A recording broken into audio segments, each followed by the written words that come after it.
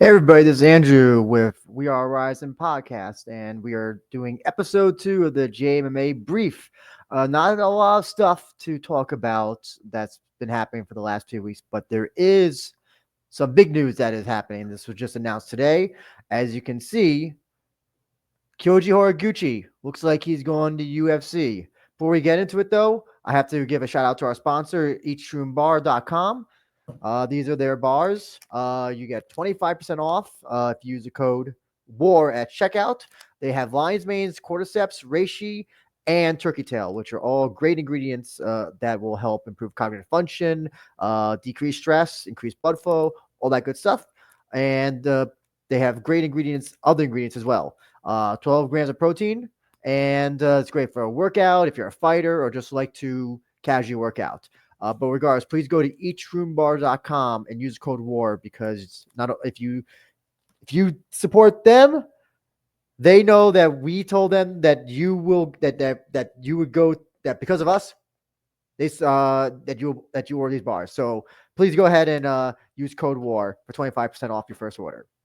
Going back to the news at hand, Kyoji Horiguchi leaving for UFC. This was announced on Ariel Helwani's show earlier today. I'm going to be using Combat Sports' website, Twitter, tweet, post, whatever, to cover this. UFC is close to bringing back former Bellator champion, current RIZIN champion Kyoji Horiguchi. Kyoji is a former UFC flyweight title challenger. Last fought on the UFC November 9th, 2016 in Belfast, Northern Ireland. Wow. And that was Musasi versus Uriah Hall, too. UFC is planning an event for Azerbaijan in June. Kyoji could potentially fight Tagir Ulanbekov as his first opponent back in the UFC. For this card, nothing is set yet. So, not 100%, but for Ariel, Combat Sports Today, uh, others, Mohamed Mokayev claimed that he was supposed to be fighting Kyoji and Ryzen, but he couldn't because Kyoji was going back to UFC. I take more what Ariel and Combat Sports Today, what they post and report on. So I'm going to lean on the side that perhaps it looks like it's probable. So that means, what does this mean? It means that Kyoji Horiguchi is the current flyweight champion of Ryzen, and he would be, I would assuming, vacating the championship. So right now, well, at least the good thing is that he's defended the title once against Nikazu Zulu back on the New Year's Eve show. The issue is, though, we are going to have another vacant title. There have been rumors that Ryzen is going to be having a flyweight Grand Prix this year.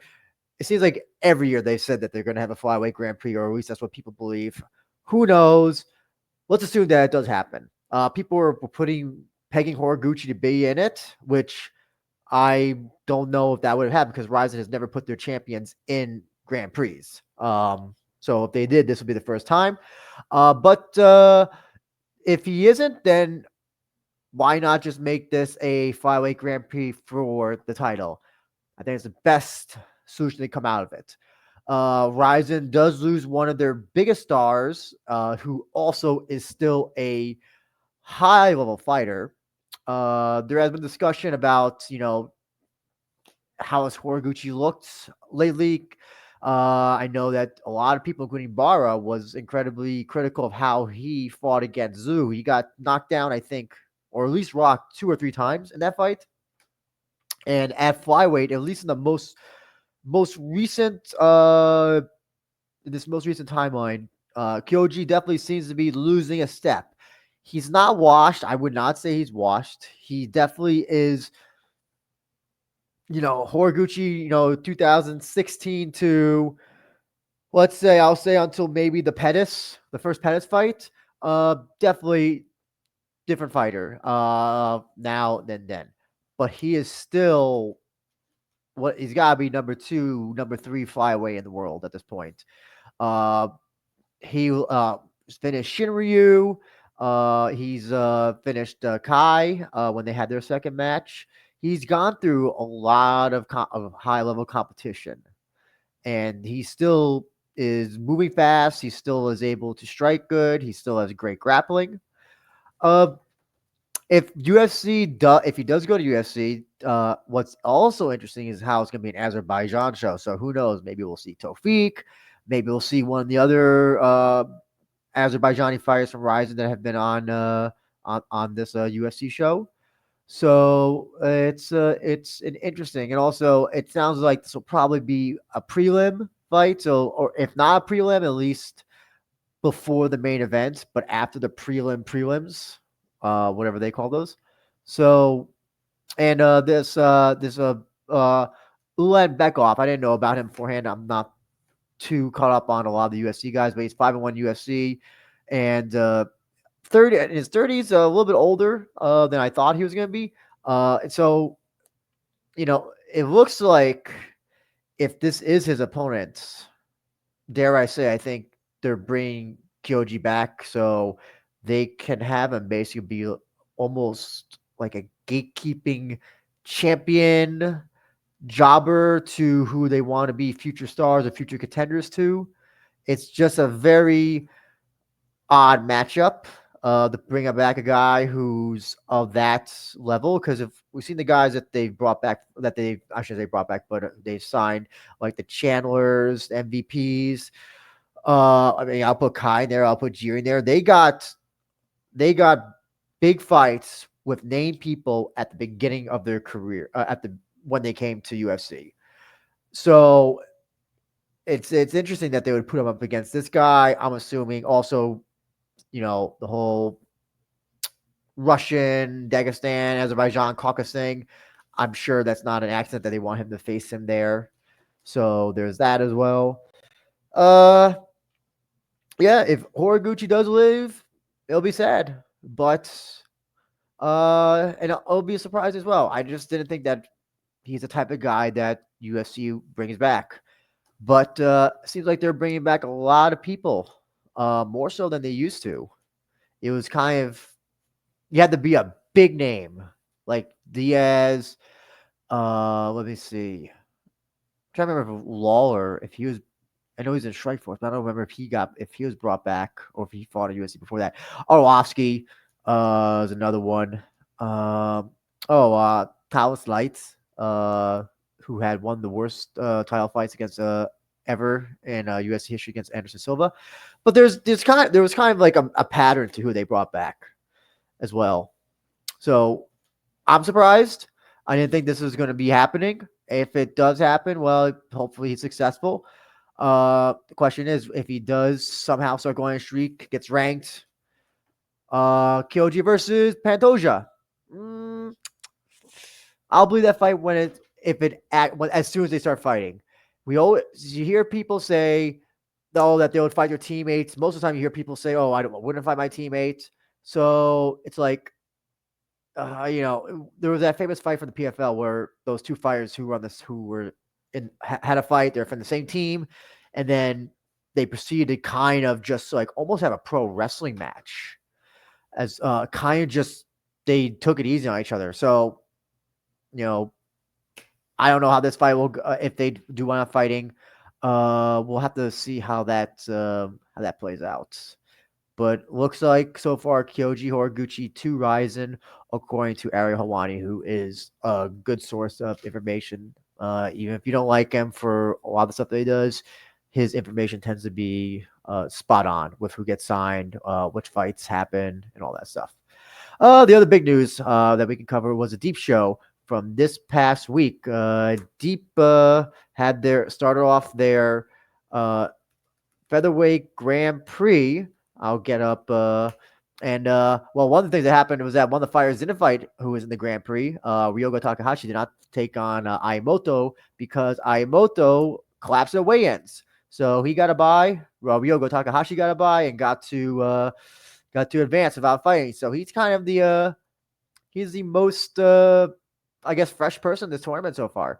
Hiroto Gomyo defeated Daisuke Nakamura in a great match. They uploaded a bunch of the matches for free on their YouTube channel, including all the Grand Prix matches and Kenta Takizawa and Kitaoka's match. I highly suggest checking them out. Arata Mizuno knocked out Takahiro Ishida in I think Ishida's probably watched at this point. His chin has been cracked too many times. He's getting older, so I don't know if he's gonna if he can really fight that much at the level that he used to anymore. And Kaito defeated Takahiro Okuyama, the shootboxing guy who defeated Dark Shirakawa in shootboxing's first ever MMA match. So they haven't announced how they're doing the brackets yet for this one. So I think they're supposed to announce them next week. So be on the lookout for that. The show overall was great though. 3 hours, no intermission. It flew by. It's available on Deep's YouTube channel. For you can watch the whole thing. I think it's $14.99 for a subscription. For their for a monthly subscription to watch all their shows live, and just some of the things that happened on the show since we got time. Kenta Takizawa got murked by Shohiro Matsu, which was not expecting as well. And then of course Satoru Kitaoka, who's still fighting 44-28-9, got decision by Soshi Yamamoto. So apparently Kitaoka is still in this game. I hope one day. I hope he decides to hang him up sometime in the future, near future, and quickly. There's others. There's a deep show this week, I believe. Let me just double check. It's deep and deep. Oh, I'm sorry. Yes. Deep Tokyo Impact first rounds, which is let's be if you look at their uh, not the most name amount of people on this one. Probably the most amount of name I'm trying to think would probably be Hatakayama, formerly from the JTT crew, taking on Yu Carino, who was from Pancras, I think at this point. And then Deep Jules actually has a great show. Looks good on paper. This week, the main event is going to be Ayaka Hamazaki versus Morai Suda, and that could main event. Well, I should say main event, but it could be on a RIZIN show anytime. And I'm surprised we haven't seen Ayaka brought back yet, nor Morai Suda. Oh, also Yoko Higashi, fresh off her PFL run that was not successful, taking on Mana and Hikaru Ono. I think she's married to by now Shuto Watanabe, so maybe it's Hikaru Watanabe now, taking on Saki. And you got a lot of the deep Jules regulars on here: Mizaki Suda, Reina, Kobayashi, Kyoka, Chibisai, Momoko Yamazaki. I think Pochan Z is also on this one. I thought I saw Pochan. I believe Pochan Z is also on this show. Let me double check. Because she is my. She's like 0-8 now, I believe, and yeah, she is not a good fighter. And they keep bringing her back to these shows on Deep Jewel. So somehow she must be selling tickets somehow. Let me just double check. Ah, is this it? Yes. Yes. Po Chansey taking on Elena. I believe Elena is from Brazil, if I'm correct, and she trains out Wajutsu Kashukai Hearts. So that's kind of all the news for this week. Kyoji leaving for RIZIN, and the deep featherweight Grand Prix has kicked off. So that's basically it for episode 2 of the JMA brief. Gotta once again plug our sponsors, eachroombar.com. Go there, use WAR at checkout for 25% off your first order. These are great healthy bars if you just want a snack or if you're looking to gain muscle, be healthier, all that stuff. And I can't recommend them enough. They taste good. They don't have a crappy aftertaste like a lot of bars do. And this is all coming from 1% honesty and the heart. And again, if you check out the code WAR, that helps support us as well. So again, thank you so much, everybody. Please like and subscribe this whole and do that. And if you're not following the Twitter, please follow the Twitter at We Are RIZIN Pod. And please feel free to join the Discord RIZIN FF. Thank you so much, everybody. I'll see you in the next JMA brief. Take care.